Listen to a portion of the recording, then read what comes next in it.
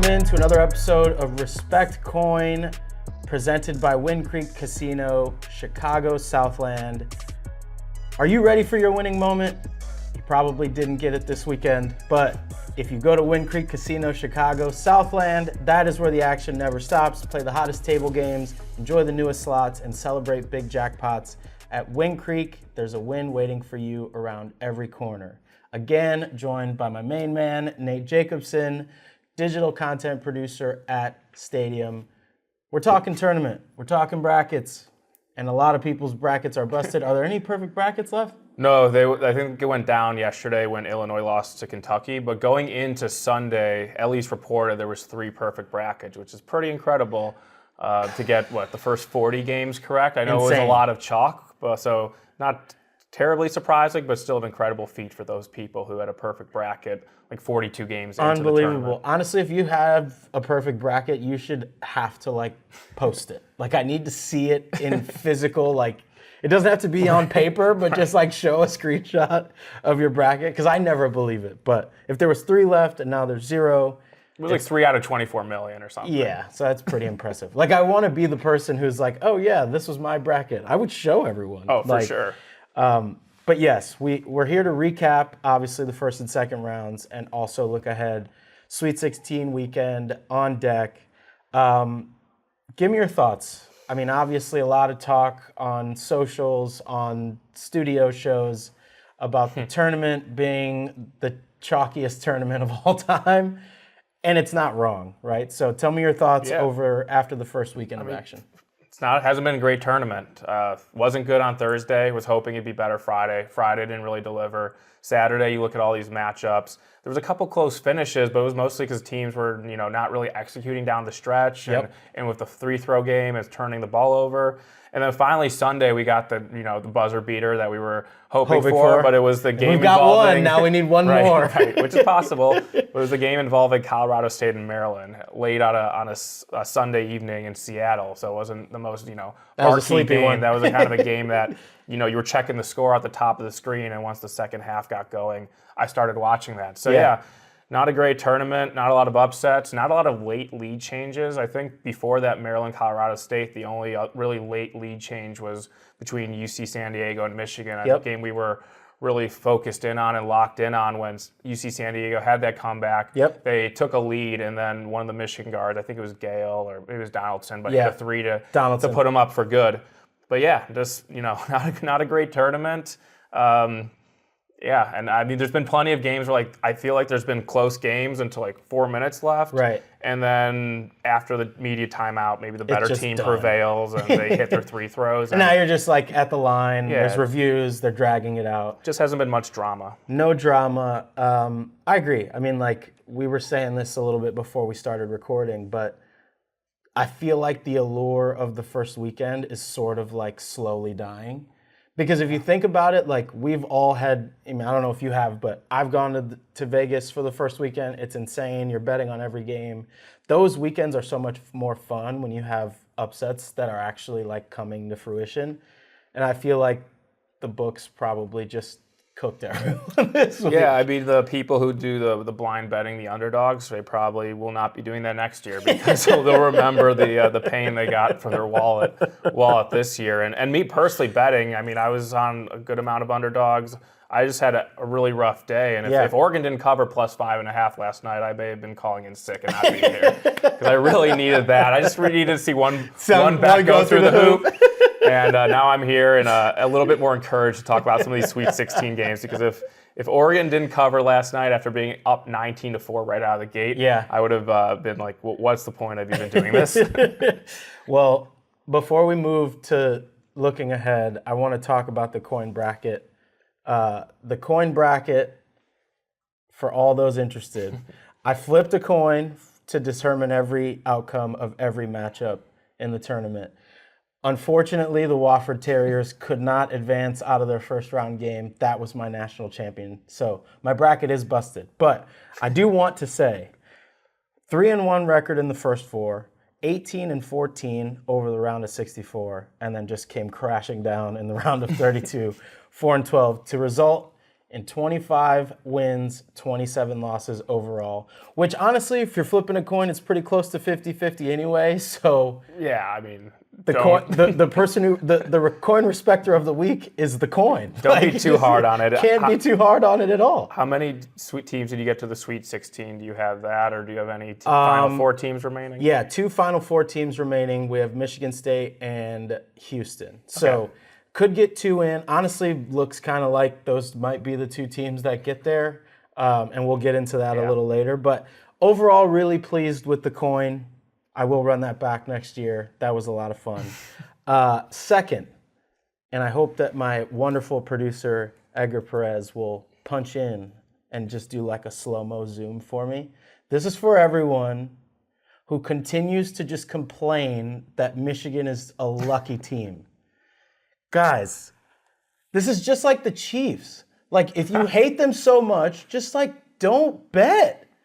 Like, you're not forced to bet on Michigan because you hate them. Because when you hate them and then they beat you and you lose, then you feel even worse. Just stop doing it. Like, we understand they have had the most wins in NCAA history with a spread of 4 or less, or the result is 4 points or less. Like, that is a NCAA record. Why would you bet against that? Just because you say, oh, they stink, this team's lucky, they're overachieving. Like, you don't have to bet it. Like, I don't get why. And then people go to Twitter and get so mad. Like, this team is so bad. Why? Like, if you didn't bet that, you would not be so upset. So just like sometimes the best bet is not to make a bet at all. I like the Chiefs comparison a lot. That makes a lot of sense. So, I mean, like the whole football season, it was like, I'm fading the Chiefs. I hate the Chiefs. And it's like, they just keep winning. Right. Now, what is the result, right? If you were someone who was all over the Eagles, you won 1 bet and probably lost 15. So did you get all your money back? If you were betting against the Chiefs against the spread, you're probably doing pretty well. They weren't covering spreads. Right. But money lines. And what Michigan's doing, I think what's most impressive right now in this little stretch they've had, all 3 games in the Big Ten tournament, they were an underdog. They were an underdog against Texas A&M. It closed A&M -3, 3.5 some spots, and they were barely a favorite against UC San Diego. So it just kind of and depending on the number, they covered those games. Yeah, though they covered, I think all of them. They covered the closing UC San Diego spread because they won by 3. So. They just find ways in close games. I don't know if that's, when a team repeats that all the time, I don't think it's a complete fluke. Right. Dusty May, very good, out of timeouts, drawing up plays. And their guards have just kind of elevated their play. For sure. After what we saw earlier in the year where the guards were a little bit shaky and they were relying on the 2 bigs, but the guards have stepped up to match the play with the bigs that are still playing pretty steady. So you don't have to bet against them all the time because you hate them. We get it. We understand. You probably lost a lot of money, and I'm sorry. All that said, they're definitely getting beat by Auburn. They're a bad matchup for Auburn. Auburn, I think, is going to take them to the woodshed. But don't forget, even if you win your Auburn cover bet this weekend, you lost the other games. So you're going to have to put up a lot to make that money back. Just saying. So, soapbox is over. I needed to get that out of the way. Let's talk about the latest odds for a national champion. I'm looking on FanDuel right now. Duke is the favorite, plus 220. Right behind them, Florida, plus 390. Then you got Houston at plus 550, Auburn plus 550, and then the rest. I think 2 that I want to key in on for a second. Texas Tech 19-1. Obviously, we have some investment on Texas Tech, and just want to get back into the Calcutta discussion. So we have Texas Tech. We picked them back in January in a Calcutta. We spent around $800 on them. So the value, or $400 on them. The value is obviously pretty great. They've made the Sweet 16. If they win again, we'll be sitting pretty nicely. But again, based on what we watched over the weekend, a team that I really believe can compete for the national championship, and they're 19-1 on FanDuel right now. So thoughts on Texas Tech? Obviously, we watched those games really intently. What do you like? How do you like them coming into the next weekend? Yeah, so the first game against UNC Wilmington, it was like the late game Thursday. Sleepy game. Sleepy game in Wichita, and I was pretty concerned by them, honestly. Darian Williams, probably their second best player, a really good wing. when he's healthy, and he's been kind of battling injuries. He missed a game in the Big 12 tournament, the game they lost to Arizona. Yep. But he was really hobbling around. He was not shooting well, and I was like, if he's not right, I think this, the ceiling of this team is capped from kind of what we thought they could be. Yep. But he comes back against Drake And on just Saturday. played awesome. Had 28 points. JT Toppin, a guy that we've talked about the last 2 shows. Big 12, one of the best players in the Big 12. One of the best players in the country, probably at least on the interior. Yep. He had 25 points. I really liked what Texas Tech did, where they were chucking threes against Wilmington and they weren't making them. And they weren't making threes against Drake, but they were going inside, scoring in the paint. Drake's weakness was, size in the interior, and Texas Tech really exploited that. So if we're getting that version of Texas Tech, if you can get Chance McMillan back, who's probably their 4th best player, but get him back in the lineup, a guy who could, make some threes, and you can just kind of shoot back. I think they made 2 threes against Drake, and one of them was kind of the dagger with like 4 minutes left. So I liked what I saw from Texas Tech against Drake, kind of got my confidence back on them, and they, I feel like, have a pretty favorable game where you avoid St. John's, although, say what you want about St. John's, but I mean, it is better to play Arkansas than St. John's if you're in Texas Tech shoes in the Sweet 16. So they got the favorable, domino to fall to get a good matchup, I think, on Thursday night in San Francisco. Yeah, for sure. And I think what we shouldn't avoid the conversation about is Arkansas right now is 110-1 to win it all on FanDuel. That number obviously very inflated. I don't see a scenario where Arkansas gets all the way to the final and wins. But from our standpoint, just watching Texas Tech, what Arkansas gets by with is they're really athletic, they play defense, and they kind of muddy the game up. It's not your traditional Cal team, right, where you just have studs all over the place. Like John L. Davis, tournament experience, he's been there. They've got a bunch of guys who play really hard and really physical, and unfortunately for them, it's a very kind of similar style with Texas Tech. So I think in a vacuum, I'm feeling really good about this being our matchup. We almost got a UConn Colorado State at situation, the top of that bracket, which would have been pretty fun, but all you can ask for from a 3 seed is to be playing a 10, I believe they are. So, and say what you want about how chalky the tournament has been. I'm not calling Arkansas the Cinderella of the tournament. Cal's a Hall of Fame coach. They have 15, they probably have 10 4- or 5-star players on their roster. This is not a Cinderella at all. A lot of the team is like Kentucky's 4 and 5 stars last year.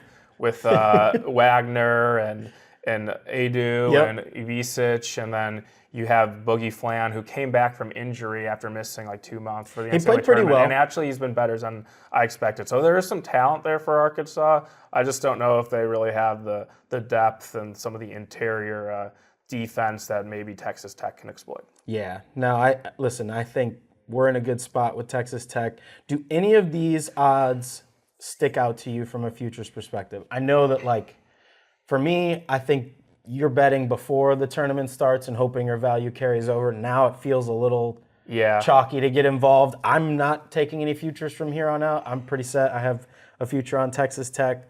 The only interesting one that sticks out a little bit to me is that Michigan State's 24-1. I don't know that they're the team. I don't know that they have enough to win the national championship, but in terms of path, if things go the way we think they're going to go, they're going to end up running into Auburn. Can they beat Auburn? That's the big question. Well, can they beat Ole Miss? Can they beat Ole Miss? And right. We'll talk about that later. I have some doubts about Michigan State potentially in that game, at least maybe early in the game. But the 2 futures that kind of stuck out to me, and I'm not going to do national championship because I feel like when you bet before the tournament national champion, you're hoping to get an improvement of odds, maybe because the path breaks right. But with all the favorites kind of advancing, it's hard to find much value right now because 100%. The path feels pretty set, unless there could be an upset here or there. But Auburn, I actually do like to make the Final Four. I know it's odds on, but I think that in a 4 of Michigan State, Michigan, Ole Miss, and the game's being played in Atlanta, I do feel like Auburn is a good bet to make the Final Four. I don't know about what to do after with them. And then the other one, Houston. They play Purdue. I guess the weird thing with Houston is they are going to be the road team in their 2 games if they do win on Friday against Purdue, they'll obviously Purdue will have a massive crowd advantage Friday night. Oh my God, that's gonna be nuts. And then the winner, if they win, they play Tennessee or Kentucky, who will travel well to that game on Sunday in Indianapolis. But I still think Houston is a kind of a tier above the rest in terms of those teams. So I'm not looking towards national title, but just for this weekend, I'm going to look to price shop Houston and Auburn to win the region, even if it's odds on. Listen, I like it. One thing I wanted to bring up, and I didn't put it in the rundown because I wanted to get your reaction to this, but as chalky as this tournament has been, and I think the last time all 4 1 seeds made the Final Four was 2008 when Memphis played. Memphis. Yeah. If you think that this is going to continue to just be chalk, you can get a Final Four parlay at 7.5 to 1 on FanDuel. Auburn, Florida, Duke, and Houston to all win their regions is plus 754. I'm not saying that that's what I'm going to bet. I'm not saying that that's what you should bet.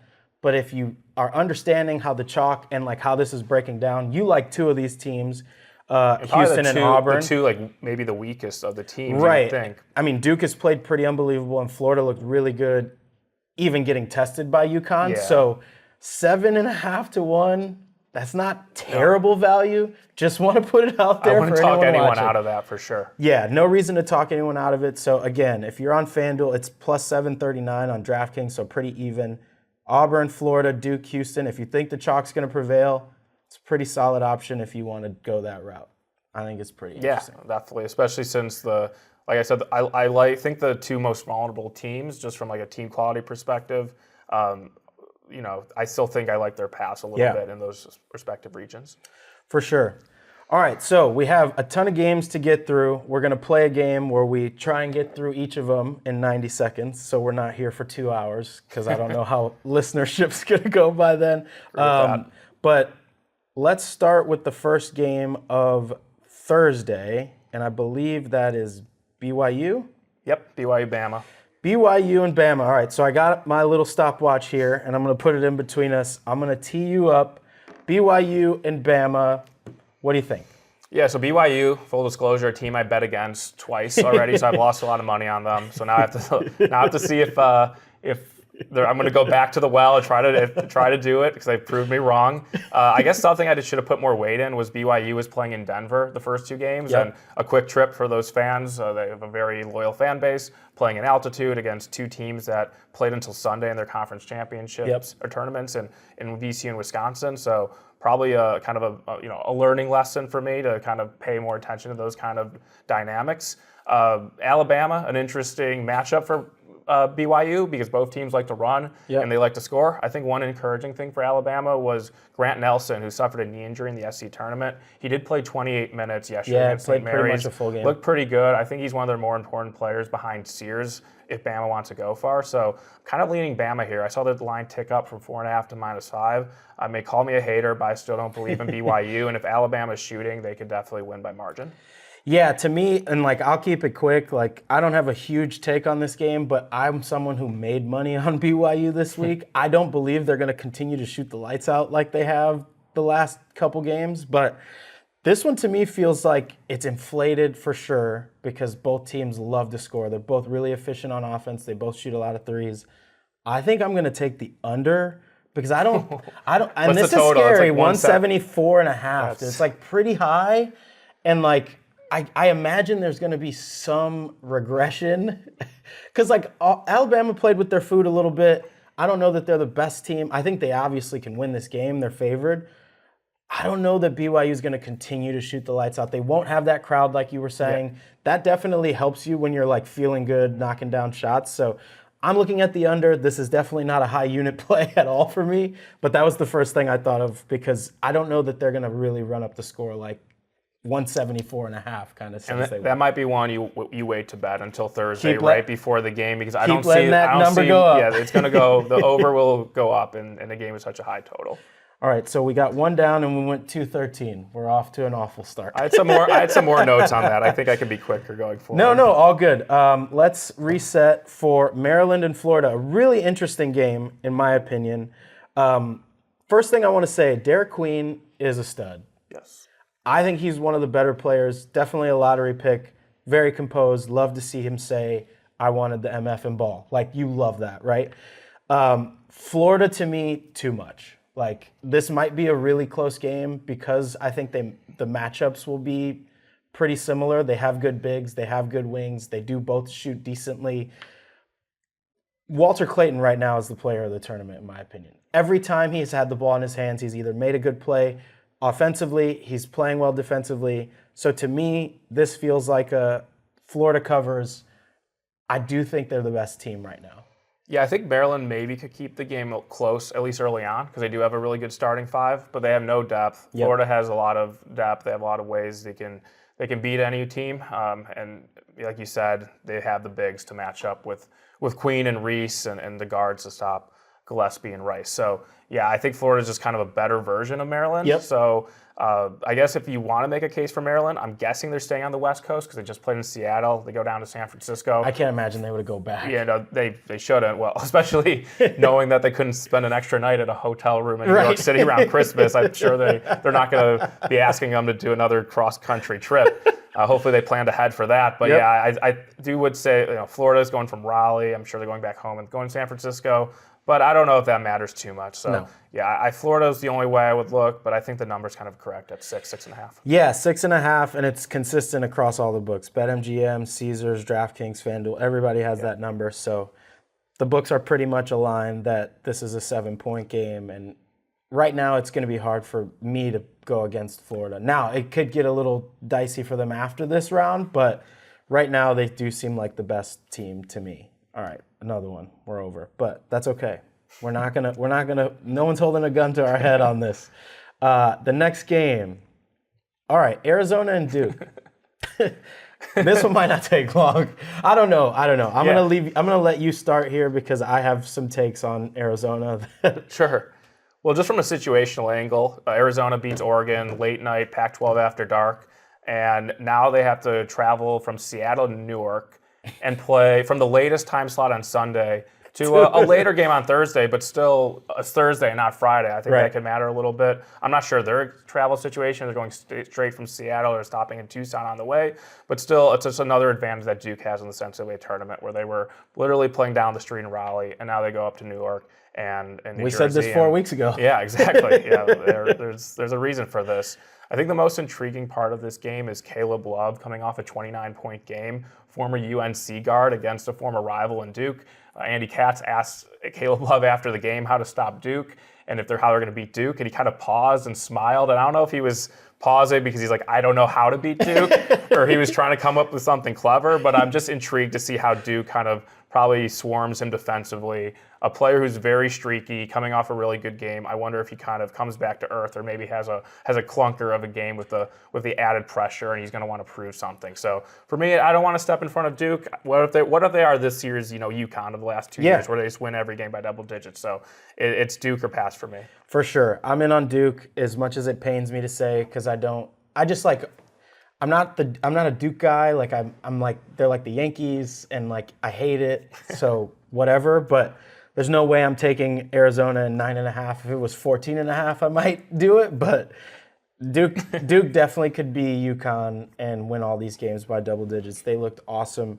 Baylor had guys that could match up with their guys, and they made them look bad, pretty much. So not stepping in the way of Duke, like you said. One thing on the Caleb Love situation. He's 30 years old, and like he's due for the clunker, like you said. We've watched and talked a lot about Caleb Love over the last handful of years because he's been in college forever. This feels like I know that I want to take this game over too, and forcing shots, bad turnovers, all those things. So if you're thinking about Caleb Love props in these games, I would be very careful. He's very much streaky in the sense where he can win a game for you, but he could also shoot you right out of the building. So I would be careful. Don't look at the box scores. Maybe if you have some advanced analytics or access to it, maybe go there. But remember, Duke has the book on this guy. They played him a lot. John Shire was there the whole time. So they know what to do to frustrate him, and I think that that's what they'll ultimately do. All right, big one. Last game on Thursday. Arkansas, Texas Tech. We had a 5.5-point spread. I'll start. I think Texas Tech is primed with the time to prepare to win this game. However, I am a little worried, not because of Cinderella situations, but Arkansas, I watched them play in person. They have dudes. Like, this is going to be, I think, the best game of Thursday. You got to just stay up a little late for it. You're going to have good on good pretty much all the way through the lineup. If we don't get foul trouble situations, I could see this being a game that comes down to a couple points. So for me, I'm going to stay away because I already have money invested in Texas Tech. But I do think this is a game that Texas Tech should win as long as there's no crazy foul trouble injuries. Obviously, those are things to account for. But let me know what you got on this game. I think the matchup is going to it lines up really nicely for this to be a really good game to watch. So I'm going to look at the price of this game. Where Texas Tech favored by 5.5. I think that's a little bit short considering that St. John's was a bigger favorite against Arkansas on Saturday, and I think Texas Tech is better than St. John's. For sure. So sure, you have to upgrade Arkansas a little bit off that win, but it's just one performance. So I think if you're betting Arkansas here, you're kind of buying high. You should have been betting them Saturday in a game against a lesser team that has struggled scoring, and Texas Tech, they can fill it up. Yep. We saw Williams and Toppin do it on a Saturday. I was really encouraged by the performance from Williams. He looked a lot healthier, even though he did leave the game for a minute. He came back. It was all good. And in Arkansas, they played in Providence over the weekend. Now they have to go to San Francisco across the country with probably a pit stop in Fayetteville. But yeah, I think Texas Tech, price-wise, matchup-wise, makes a lot of sense here. I'm also probably not going to bet this with my own money because we have that investment through the Calcutta. But if you do not have any investment on the Red Raiders, I would encourage a bet on them Thursday. For sure. All right, moving to Friday, we have Ole Miss and Michigan State. This one, bias aside, and I did preface in the last episode, like, Michigan State's good. Like, there's no reason to be a hater about it. Like, they're a good team. But you have some thoughts on Ole Miss on this. I'm really interested to hear what you got. Yeah, so something I'm looking at is Ole Miss in the first half. I just feel like the way Ole Miss started those games against UNC Friday and Iowa State Sunday, that Chris Beard's going to have this team really prepared. The game's in Atlanta. Ole Miss probably will have the crowd advantage here. I know it's a little worrisome maybe to be betting on Ole Miss off like two big wins as underdogs. You kind of don't want to buy high, but I think in the first half, I can see Ole Miss starting off well. And also I've noticed Michigan State kind of slow starters. Both games in the tournament. I feel like in the regular season, they also had some slow starts where they wouldn't play well. And I feel like they're always winning from like a comeback. Yeah, like come from behind. Maybe it's part of this Izzo making the adjustments. So he's a really good in-game tactician. So if you just cut off the first 20 minutes, I don't want any of the late game. Maybe Michigan State gets a farewell whistle like I felt like they did last night. Yep. So yeah, Ole Miss in the first half. I saw 1.5. I saw a 2. I kind of want to wait to see. I always kind of wait to see the first half to like every sports book to post, and maybe there's like a little bit of adjustment in the full game line, and then the first half ticks a little bit. So I'll be on Ole Miss in some form in the first half, but number TBD. Number TBD. I kind of just staying away. Honestly, like this feels like a trap in my head because I'm biased and I don't want to bet on Michigan State in like a single game, but they've done enough to me, obviously, playing from behind. They had a little bit of an early scare with Bryant. Like, Tom Izzo's seen everything there is to see in the tournament. He makes great adjustments. So if it comes down to a close game, I'm siding with Michigan State because I think, Tom Izzo will have the guys in line. Yeah, at one point last night, this number was like 4.5, and it got bet pretty aggressively. And there was some more money this morning on Monday morning on Ole Miss. Oh, wow. It's 3, there was some 2.5 before. So I think this is one where if you like Ole Miss, maybe there's some buyback on Michigan State. I always feel like now in sports betting, whenever there's early money on a team, for the most part, unless there's an injury, that we're going to get some interest on the other side, just from a numbers perspective. I noticed that at least in college football and the NFL. So I wouldn't be betting Ole Miss at this moment, but see if it can get up to 3.5 on the full game, and then maybe try to get a +2 on the first half line. For sure. All right, let's keep moving on Friday. An all SEC showdown. We're bound to happen. Right. Kentucky versus Tennessee. Kentucky right now is +4.5 on DraftKings. Let me check 𝗦𝗐 across the board. So it looks like some 4. There's some 4 at Caesars, it looks like. I watched Kentucky with my own eyes. I was pretty bullish on them earlier. I don't know that I love Tennessee in this game, and I don't know how you feel about it. I think the important question here is, do you believe in the saying, it's hard to beat a team 3 times in a season? So Kentucky beat them twice already? Yeah, and Kentucky was an underdog in both games. So January 28th, Lamont Butler's missing. Tennessee gets bet out at home to -10.5. Kentucky wins by 5. They play exactly 2 weeks later. Butler's back, but then Jackson Robinson is out. And he played the first game, but he was out this game, and now he's been out for a while, and he's out for the year.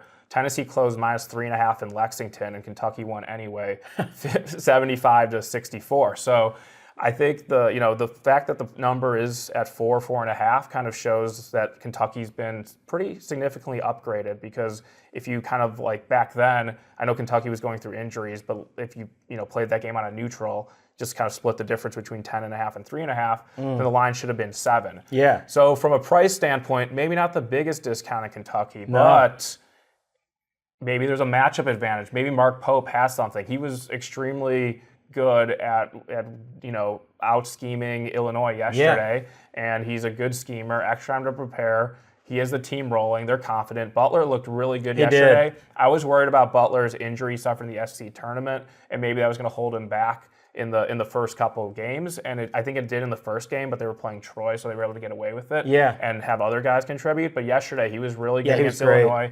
He's made a Final Four with San Diego State. Maybe he can have another big game here. Tennessee will travel well this game, but so will Kentucky.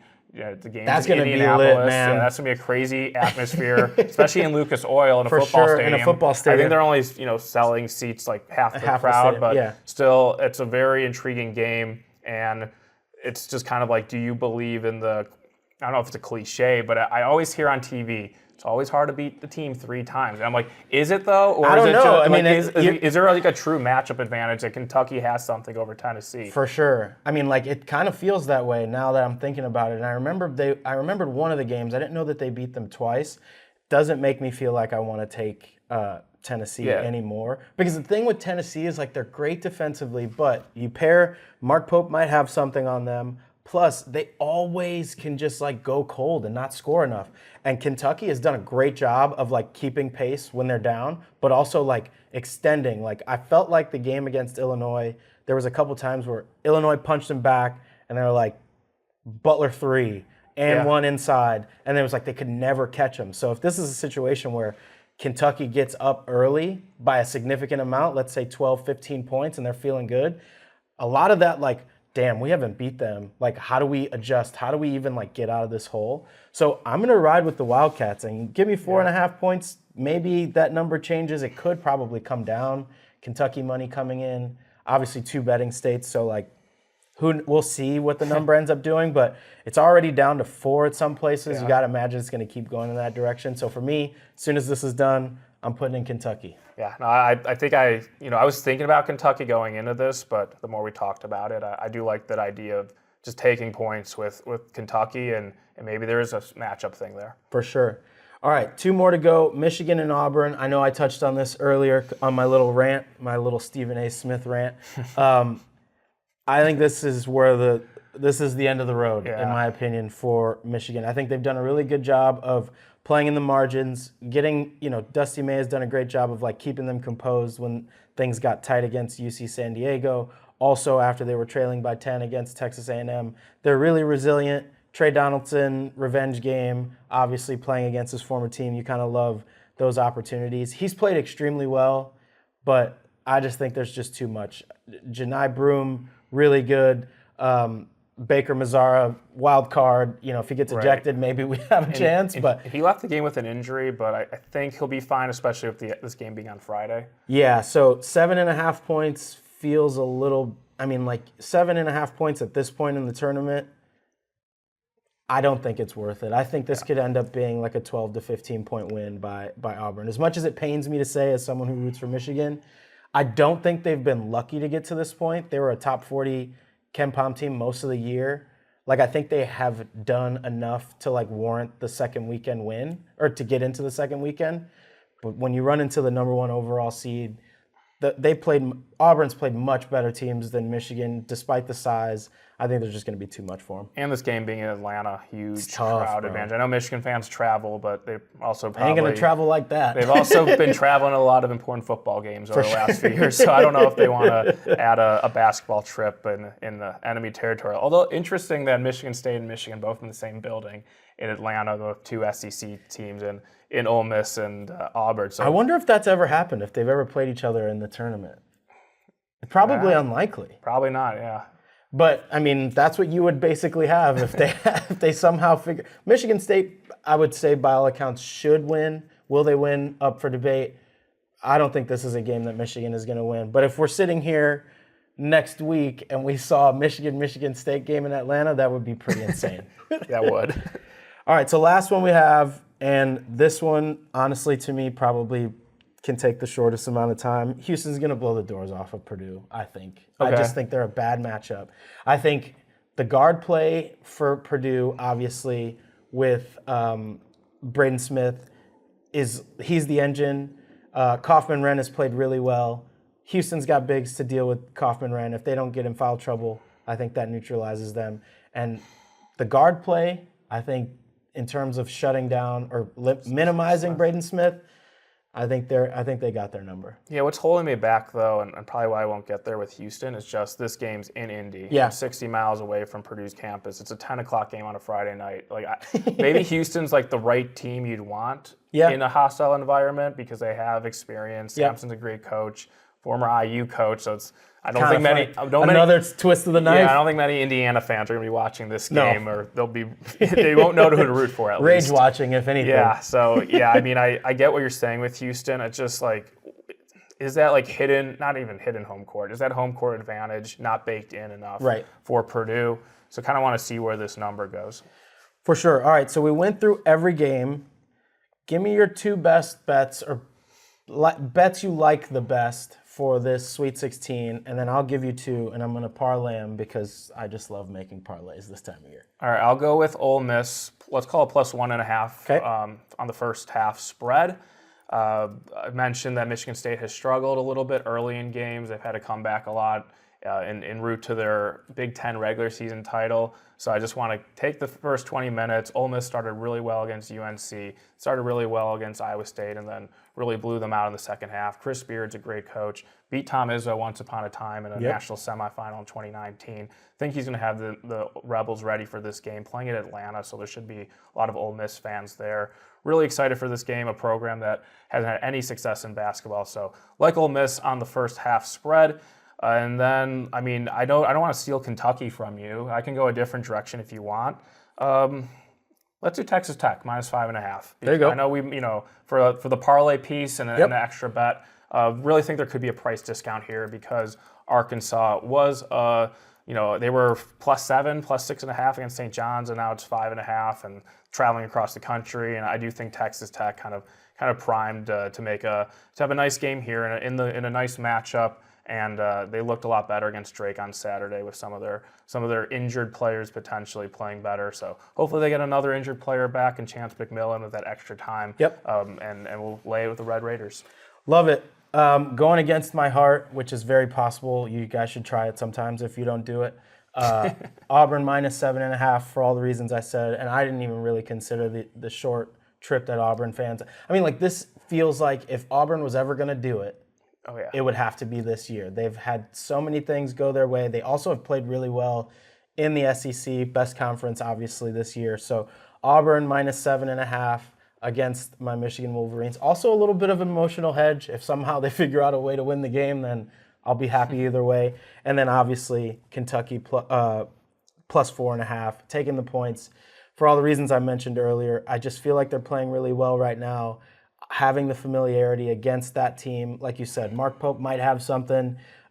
We'll see what Rick Barnes does. If you're putting both of those people next to each other, I'm taking Mark Pope because Rick Barnes... the dog. Rick Barnes knows how to make an exit, so we haven't seen it yet, but it's coming. So we have Ole Miss first half, Texas Tech -5.5, Auburn -7.5, and Kentucky +4.5. I will post that ticket. It'll be on my socials. Really excited. So 1 game Thursday, 3 Friday. 1 game Thursday, 3 Friday. Like that. And then we'll figure it out. But it's been fun. The tournament's been a little sleepy on the chalky side. But again, don't forget, all 4 1 seeds to make it to the Final Four. Plus 750 right now. So if you like that, I would encourage you to take a look at it. And again, we will be back next week to recap. Hopefully we have some really fun and engaging, exciting games, maybe some buzzer beaters and some wins down the stretch, because it has been a little bit underwhelming to this point. But that's the tournament. So if you're going to Vegas this week, enjoy. Hopefully you watch some better games than you did the week before. But thanks, Nate, again for dropping by. Good. This has been Respect Coin. Hope you guys win some games this weekend.